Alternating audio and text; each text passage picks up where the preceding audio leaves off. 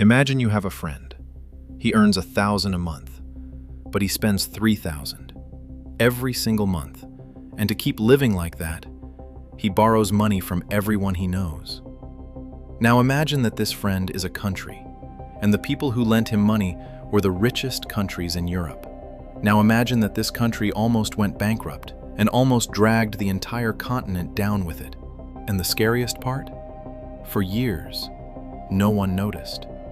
This is the story of how Greece almost broke Europe. Let's rewind a bit.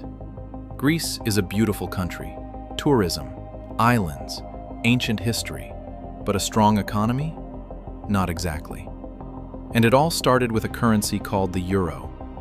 In 2001, Greece joined the European Union and adopted the euro. It was like getting an international credit card. Before that, Greece had its own currency. If it overspent, it could just print more money. With the euro, that was no longer possible. But there was one important detail.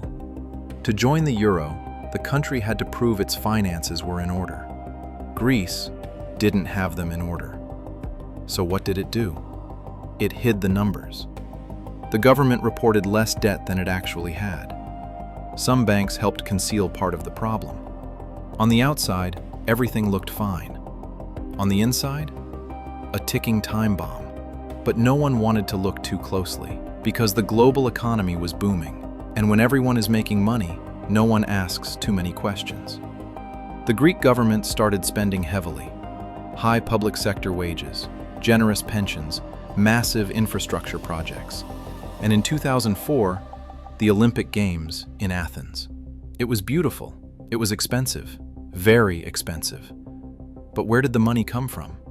Loans. Lots of loans. Imagine a bucket with a small hole in it. You keep pouring water in, but you never fix the hole. That's what Greece was doing. The debt kept growing, year after year, until in 2008, something happened. The United States entered a financial crisis. Banks collapsed, markets crashed, the entire world began to panic. And when money became scarce, investors started asking, who can actually pay what they owe? And for Greece, the answer was terrifying. In 2009, the new government revealed something shocking.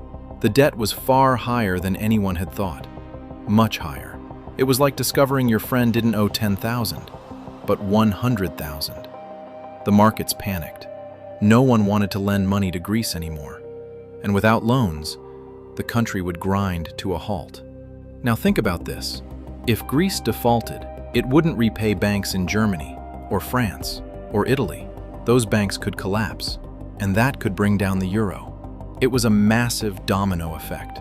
The European Union made a difficult decision to lend billions to Greece, but with one condition: severe cuts, very severe. Cuts to wages, cuts to pensions, tax increases.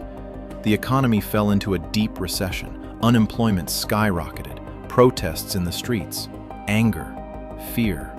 In 2015, the Greek people went to the polls. The question was simple. Should we accept more austerity? Most said no. But what happened next was unexpected. Even after the no, the government ended up accepting the terms, because the alternative was worse: leaving the euro. And that could have triggered total collapse. For a few days, the world truly believed the euro might not survive. Markets shaking, investors fleeing, leaders in emergency meetings. It was the most dangerous moment in the history of the European Union. But in the end, Greece stayed. The euro survived. Countries don't go bankrupt overnight.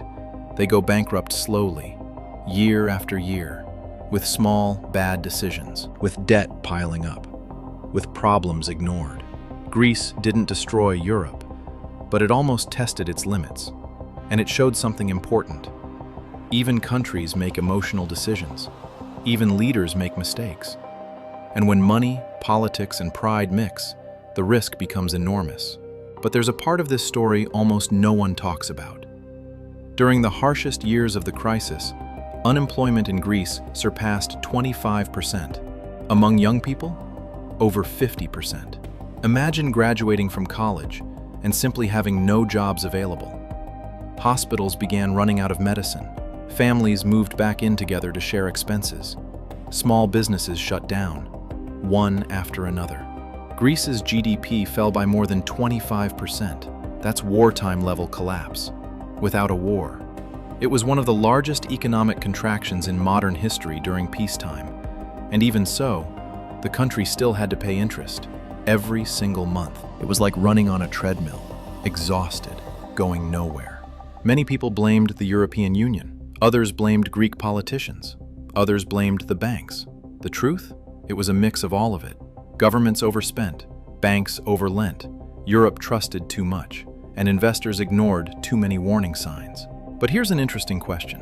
Why did wealthy countries lend so much money to Greece? Didn't they know the risk? They did. But there was a dangerous assumption. Countries in the eurozone don't default. It was as if there were an invisible guarantee. A don't worry, someone will bail them out. That idea has a name: moral hazard. When someone takes on more risk because they believe they'll be rescued later, and that's exactly what almost blew up the system. Because when Greece began to fall, investors looked at other countries, Portugal, Spain, Italy, Ireland, and they started asking, who's next? Interest rates in those countries began to rise. Fear spread faster than the debt itself. It was a psychological wildfire. And financial crises are, above all, crises of confidence. When confidence disappears, money disappears with it. That's when something decisive happened. The European Central Bank stepped in. In 2012, the bank's president, Mario Draghi, made a historic statement. He said he would do whatever it takes. In other words, we will do whatever is necessary to save the euro. That sentence calmed the markets. Without firing a single shot, without spending billions at that moment. Because sometimes, what holds up an economy isn't money, it's confidence. From that point on, the pressure eased. Slowly. Very slowly. Greece continued to face difficult years. Reforms, privatizations, cuts, but total collapse was avoided. Now comes the part almost no one mentions. Greece paid a massive price. An entire generation grew up in the middle of the crisis. Many young people emigrated to Germany, the United Kingdom, Australia, in search of work. The country shrank, not just economically, but demographically. And even after years, the debt is still high, very high. But there's something interesting about all this. Today, Greece runs a primary surplus. In other words, it collects more than it spends, excluding interest payments. After so much suffering, the country learned the hardest way possible. And that leads us to something bigger. The Greek crisis wasn't just about numbers, it was a test for the European project. The European Union was created to unite different economies under a single currency. But unity is easy when everything is going well. The real challenge is staying united when the bill comes due. The crisis exposed a structural flaw. Countries shared the same currency, but not the same fiscal policy. It was like sharing a credit card, without sharing control over spending, and that's dangerous, very dangerous. After the crisis, Europe created new mechanisms, stability funds, stricter rules, centralized banking supervision. It learned from the shock, but the risk never fully disappears. Because public debt is a powerful tool, it can accelerate growth or destroy economies. It depends on how it's used. Now think about the world today, after a pandemic, after wars, after trillions in stimulus. Global debt is at the highest levels in history. The United States, Japan, Italy, France, several countries operate with massive deficits. And as long as the economy grows, everything seems manageable. But Greece's story teaches something simple. The problem doesn't show up when you start overspending. It shows up when someone stops trusting you. And trust is invisible until it disappears.